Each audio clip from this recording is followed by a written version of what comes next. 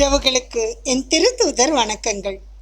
நீங்கள் பார்த்து கொண்டிருப்பது டிவைன் விஸ்டம் மினிஸ்ட்ரிஸ் வழங்கும் திருத்தூதர் தொலைக்காட்சி மற்றும் இணைய வானொலியின் ஞான வானொலி நிகழ்ச்சியில் உங்களுடன் உங்கள் ஜோசி. அன்பு உறவுகளே, எல்லாரும் நலமா? நானும் நலமாக இருக்கேன். உங்களையெல்லாம் பார்க்குறதுல எனக்கு ரொம்ப சந்தோஷம்.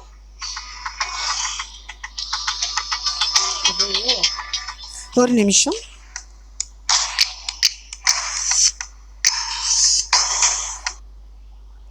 உங்களையெல்லாம் பார்க்குறதுல எனக்கும் ரொம்ப சந்தோஷங்க. அதே நேரத்தில் உங்களுக்கு அழகான விஷயங்களை சொல்லணும்னு எனக்கு ரொம்ப ஆசை. அதுக்காக தான் நான் இன்றைக்கி இங்கே வந்திருக்கேன். ஒரு பாட்டு முதல்ல நம்ம கேட்டுருவோமா?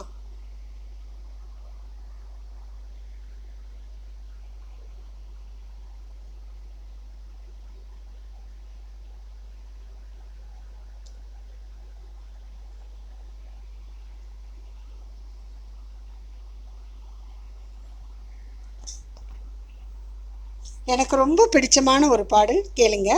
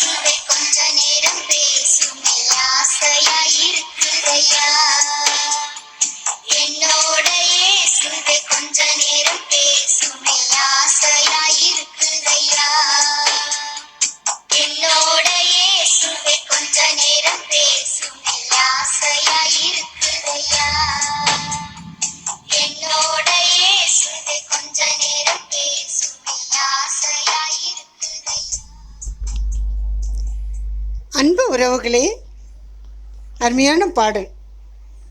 என்னோட இயேசுவே கொஞ்ச நேரம் பேசுமே, ஆசையா இருக்குதையா. நம்ம எப்போவாது அப்படி ஆசைப்பட்டிருக்கோமா? ஆசையாக தான் இருக்கு. அவர் பேசுகிறாரா இல்லையா? கண்டிப்பாக பேசுகிறாருங்க. நாம் அதை உணர்வு பூர்வமாக அவர் அதுக்கான ஆசைப்படும்போது ஏதாவது ஒரு ரூபத்தில் அவர் கண்டிப்பாக நம்மகிட்ட பேசுகிறார். இந்த அனுபவம் எனக்கு இருக்குது, உங்களுக்கு இருக்கா தெரியல. அனுபவிச்சு பாருங்க, தெரியும்.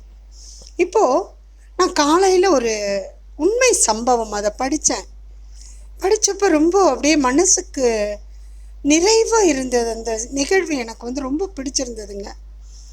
என்னடா இது இப்படி சொல்லியிருக்காங்களே, இப்படி ஒருத்தரா அப்படிங்கிற மாதிரி நான் யோசிச்சிருக்கேன். அது உண்மை சம்பவம். பாரசீக நாடு இருக்கு இல்லையா, நம்ம கேள்விப்பட்டிருப்போம். அந்த பாரசீக நாட்டில் நடந்ததாமா. அதாவது எப்படின்னா, அந்த ஊரில் ஒரு இன்டர்நேஷ்னல் ஸ்கூல் இருந்திருக்கு. அந்த இன்டர்நேஷ்னல் ஸ்கூலில் அழகான ஒரு தோட்டம். அந்த தோட்டத்தில் ஒருத்தர் தோட்டக்காரர் தண்ணி ஊற்றிட்டு இருந்திருக்கார். இது கதையை அப்படியே போகலாமா? அந்த தோட்டக்காரர் செடிகளுக்கெல்லாம் அப்படியே தண்ணி ஊற்றிட்டு இருந்திருக்கார். அவர் தண்ணி ஊற்றிட்டு இருக்க நேரத்தில் ஹெச்எம் கூப்பிட்டாங்கன்னு சொல்லிட்டு அங்கேருந்து ஒரு பியூன் ஓடி வர்றாரு. ஐயா, உங்களை அவசரமாக ஹெச்எம் கூப்பிட்றாங்க, சீக்கிரம் வாங்க அப்படின்னு சொல்கிறாரு. அவர் சொல்கிற அந்த தொனியிலேயே விஷயம் ஏதோ ரொம்ப சீரியஸாக இருக்குது, உடனே போகணும்னு சொல்லி இவர் தண்ணி உடனே பைப்பை நிறுத்திட்டு இவர் ஓடி வர்றாரு ஹெச்எம் ரூமுக்கு. அப்படியே ஓடி வந்தால் தலையெல்லாம் களைஞ்சி போய்ப்பா. தோட்டக்காரர் அவர் காலையிலேருந்து வேலை செஞ்சிட்ருப்பார்ல, சோர்ந்து போயிருந்தார். இருந்தாலும் அவசரமாக ஓடி வர்றார். ஓடி வந்து அந்த ஹெச்எம் முன்னாடி அவர் நிற்கிறார். நின்று, அம்மா கூப்பிட்டீங்களா மேடம்னு கேட்குறாரு. ஆமாம் கூப்பிட்டேன் அப்படின்னு அவங்க கொஞ்சம் உத்தரவு மாதிரி சொல்கிறாங்க. அதை கேட்டோன்னே இவருக்கு ரொம்ப பயமாயிடுச்சு.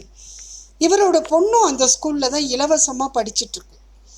என்ன ஆச்சோ ஏதோ தெரியலையே, நான் என்ன தப்பு பண்ணினேன், எதுக்கு நீ இப்படி கூப்பிட்ருக்காங்க? அதே மாதிரி இல்லை, என் பொண்ணு ஏதாவது தப்பு பண்ணிட்டாளா, அதுக்காக கூப்பிட்டாங்களா? இப்படி இவர் யோசிச்சுக்கிட்டே இவர் என்ன பண்ணுறாரு, மேடம் என்னாச்சுங்க மேடம், ஏதாவது தப்பா, நான் ஏதாவது தப்பு பண்ணிட்டேனா, என் பிள்ளை ஏதாவது தப்பு பண்ணிட்டாளா அப்படின்னு இவர் அந்த அம்மா சொல்கிறதுக்கு முன்னாடியே, ஹெச்எம் சொல்கிறதுக்கு முன்னாடியே இவர் நிறைய புலம்ப ஆரம்பிச்சிடறாரு. நீங்கள் தான் எனக்கு அடைக்கலம் கொடுத்து, யாரும் இல்லாமல் வந்த இடத்துல நீங்கள் தான் அடைக்கலம் கொடுத்து, என் பிள்ளைக்கும் இப்போ இலவசமாக படிக்கிறதுக்கு ஏற்பாடு பண்ணி கொடுத்து, எனக்கு ஒரு வேலையை கொடுத்து என்னை நல்லா கொண்டு வந்திருக்கீங்க.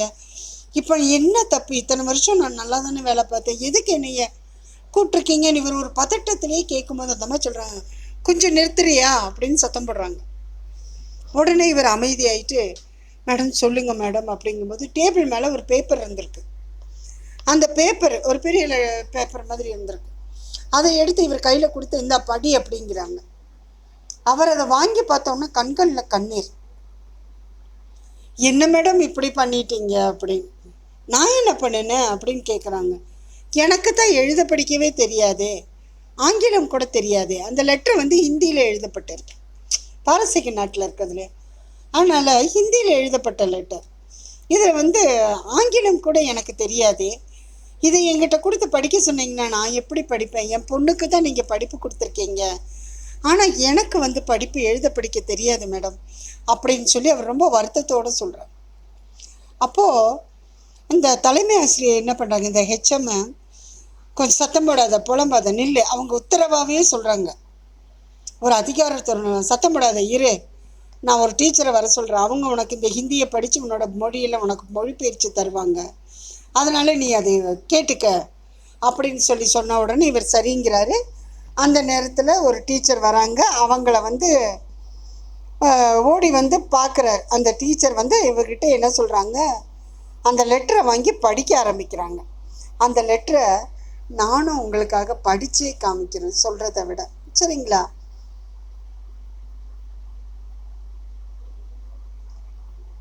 இன்னைக்கு அன்னையர் தினம். அந்த பேப்பர் அவங்க கொடுத்துருக்காங்க.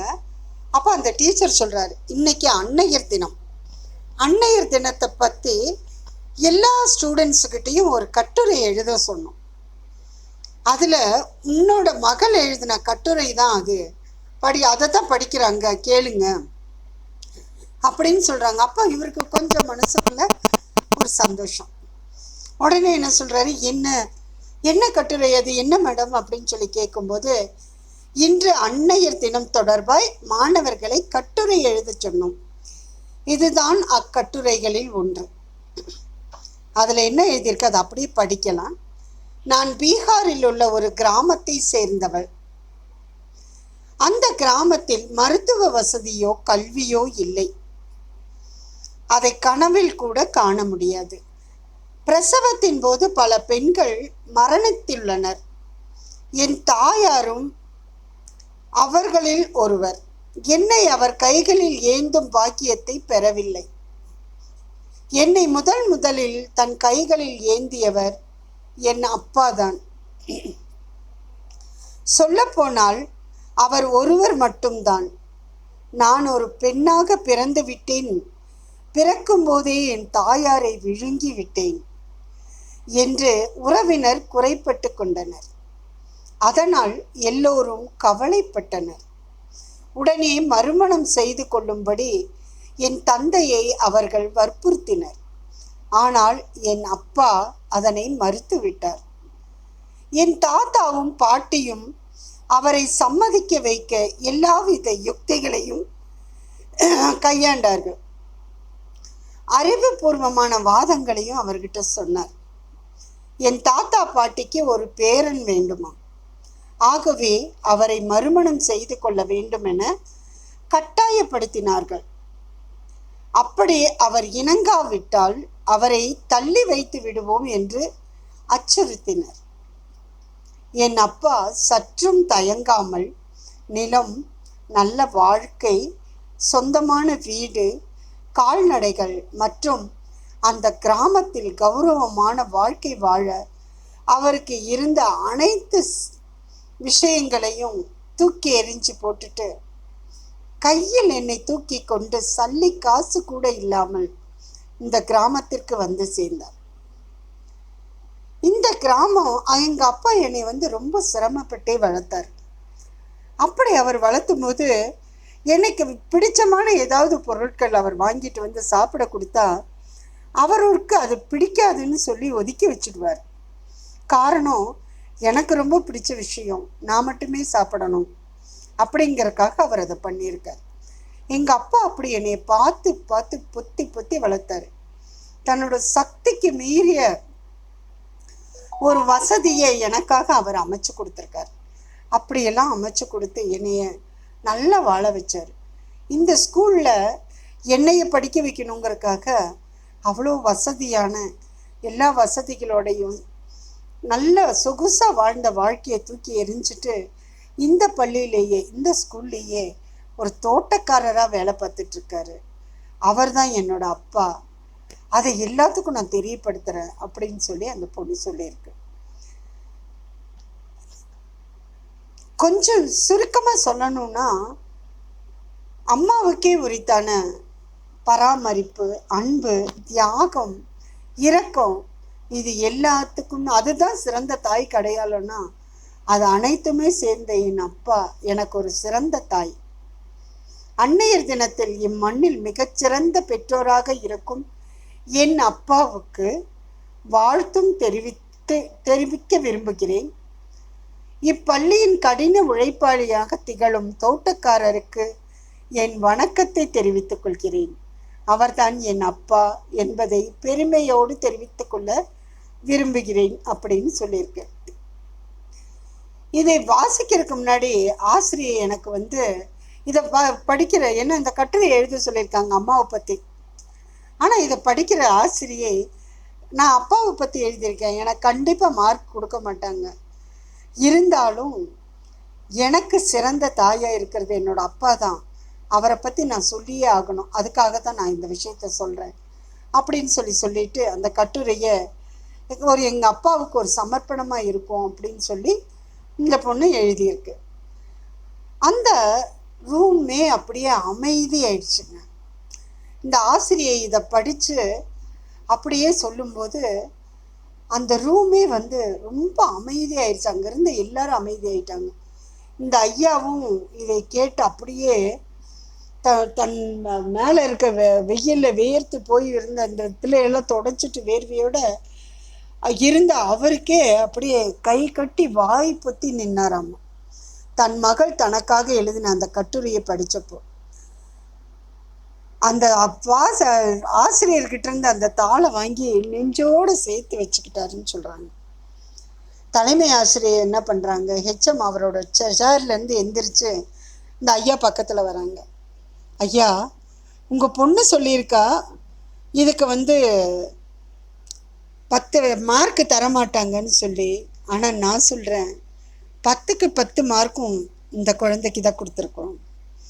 ஏன்னா இவ்வளோ உயர்வாக உங்களை நினச்சிருக்கா, அம்மாவுக்கு அம்மாவா அப்பாவுக்கு அப்பாவா நினச்சிருக்கா அப்படின்னு சொல்லி அவருக்கு ஒரு டம்ளர் காஃபி கொடுத்து அவர் கனிவான குரலில் அவரை சொல்ல வைக்கிறாங்க. உன் மகளுக்கு 10க்கு 10 மார்க்கு கொடுத்துருக்குறோம். இந்த ஸ்கூல் வரலாற்றிலேயே அன்னைய தின தொடர்பில் எழுதப்பட்ட மிகச்சிறந்த கட்டுரை இதுதான். நாளைக்கு இப்பள்ளியின் அன்னையர் தின விழா ரொம்ப சிறப்பாக கொண்டாட போகிறோம். இந்த பள்ளியின் ஒட்டுமொத்த நிர்வாகத்தாரும் உங்களையே சிறப்பு விருந்தினராக அழைக்க முடிவு பண்ணியிருக்கிறாங்க. இப்போ ஒரு பிள்ளையை வளர்த்தெடுப்பதில் ஆண் ஒருவன் காட்டும் அன்பு, அர்ப்பணிப்பு, கௌரவிக்கவும் ஒரு சிறந்த பெற்றோராக திகழ பெண் ஒருவரால் மட்டுமே முடியும் என்பதல்ல என்ற உண்மையை உலகறிய செய்யவும் நாங்கள் இம்முடிவை எடுத்துள்ளோம்னு சொன்னார். அதுக்கு மேலா உங்கள் மகள் உங்கள் மேலே வச்சிருக்கிற உறுதியான நம்பிக்கை மன உறுதிப்படுத்துவதுடன் போற்றி அங்கீகரிக்கவும், உன் மகளுக்கு பெருமை சேர்க்கவும், உன் மகள் தன் கட்டுரையில் குறிப்பிட்டுள்ளது போல இவ்வுலகிலேயே தலைச்சிறந்த பெற்றோர்கள் இப்பள்ளி பெற்றிருப்பதற்காக பள்ளியில் உள்ள அனைவரும் பெருமை கொள்ளவும் இம்முடிவை செய்துள்ளோம்னு சொன்னாங்களாம். பார்த்தீங்களா, ஒரு அப்பா அந்த குழந்தையை எப்படி வளர்த்து எப்படியெல்லாம் கொண்டு போயிருக்கிறாரு, எவ்வளோ சந்தோஷமாக கொண்டு போயிருக்கிறாரு இல்லைங்களா? இதை படிக்கும்போது நமக்கே மனசுக்குள்ளே ஒரு நெகிழ்வா இல்லையா? இதே நான் படித்து உங்ககிட்ட சொல்லணும்னு நினச்சேன். ஆனால் அதோட ஒரிஜினாலிட்டி போயிடக்கூடாதுங்கிறதுக்காகத்தான் நான் படித்தே காமிச்சேன். எவ்வளவு அருமையாக இருக்குது பார்த்தீங்களா? ஒரு அப்பா தன் குழந்தையை எப்படி கொண்டு வந்திருக்காங்க, எப்படி வளர்த்துருக்காங்க. அந்த குழந்தையோட மனசில் அந்த நன்றி உணர்வும் பாசமும் எப்படியெல்லாம் இருந்திருக்கு பார்த்தீங்களா? ரொம்ப சந்தோஷமாக இருக்கு இல்லையா? சரிங்க, இப்போ இன்னொரு பாட்டு கேட்கலாமா? நீங்கள் பார்த்து கொண்டிருப்பது டிவைன் விஸ்டம் மினிஸ்ட்ரிஸ் வழங்கும் திருத்தூதர் தொலைக்காட்சி மற்றும் இணைய வானொலியின் ஞான வானொலி நிகழ்ச்சியில் உங்களுடன் உங்கள் ஜோசி.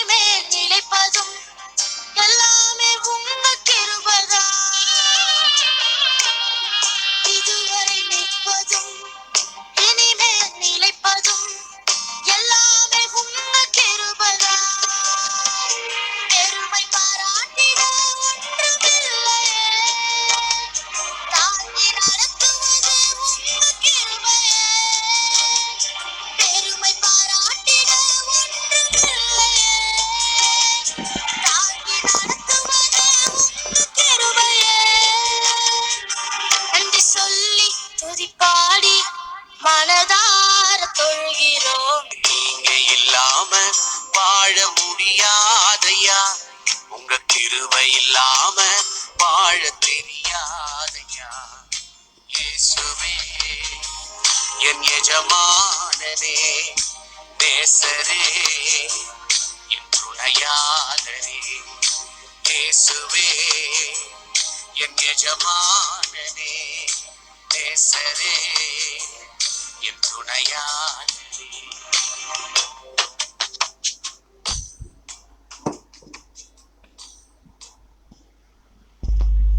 அன்பு உறவுகளே, பாடல் கேட்டிங்களா? நம்மளுடைய அந்த உண்மை நிகழ்வு, அதுவும் மனசை எவ்வளோ தொடர மாதிரி இருந்ததில்ல. கூடவே இந்த பாடல்கள், நம்ம உலகத்தில் இருக்க அப்பா, நம்மளுடைய சொந்த அப்பா அம்மா, அவங்கள பற்றியெல்லாம் நிறைய நினைக்கிறோம், பேசுகிறோம். நமக்கு மேலே எல்லாம் வல்ல இறைவன் நம்மளுடைய அப்பா இருக்கார். நீங்கள் இல்லாமல் வாழ முடியாதப்பான்னு இப்போ தான் பாடணும். நம்மளுடைய கடவுள், அவர் இல்லைன்னா நமக்கு எதுவுமே இல்லை. அவர் நமக்கு கொடுக்குற இரக்கமும் அன்பும் கனிவும் நம்ம மனசில் நிறைஞ்சிருக்கு. நாம் இதை மற்றவங்களுக்கு கொடுக்குறோமா? நம்மளை பெற்றவங்களை நம்ம உணர்றோமா? இந்த சின்ன பொண்ணு தன்னோட அப்பாவை எவ்வளோ உணர்ந்திருக்கு பாருங்க. மனசளவில் எந்த அளவுக்கு அவங்க அப்பா மேலே ஒரு அந்த உணர்வு, நன்றி உணர்வு, அப்பா மேலே பாசம், அன்பு, கருணை எல்லாம் இருந்திருந்தா அந்த பொண்ணு அப்படி எழுதியிருக்கும் இல்லையா? அந்த அளவுக்கு ஒரு இரக்கமும் மனசுக்குள்ள ஒரு நன்றி உணர்வும் நம்மளை படைச்ச நம்ம கடவுள் மேலே நமக்கு இருக்கா? யோசிப்போமா? நான் எப்பவும் சொல்கிற மாதிரி தான், கொஞ்ச நேரம் நமக்காக யோசிப்போம். நம்ம என்னென்ன செய்கிறோம், என்னென்ன பண்ணுறோன்னு யோசிப்போம். அப்போ தான் நமக்கு இந்த உலகத்தில் நம்ம எப்படி வாழறோங்கிற ஒரு வழியாவது நமக்கு தெரியும். என்ன பண்ணிகிட்ருக்கோன்னு தெரியும். நம்மளை எப்படி மாற்றிக்கணும்னு தெரியும். அதுக்காக நம்ம முயற்சி பண்ணலாமா? கண்டிப்பாக முயற்சி பண்ணணுங்க. பண்ணுவோமா? நீங்கள் பார்த்து கொண்டிருப்பது டிவைன் விஸ்டம் மினிஸ்ட்ரிஸ் வழங்கும் திருத்தூதர் தொலைக்காட்சி மற்றும் இணைய வானொலியின் ஞான வானொலி நிகழ்ச்சியில் உங்களுடன் உங்கள் ஜோசி. வணக்கம் அன்பு உறவுகளே, மீண்டும் நாளை சந்திப்போம். நன்றி.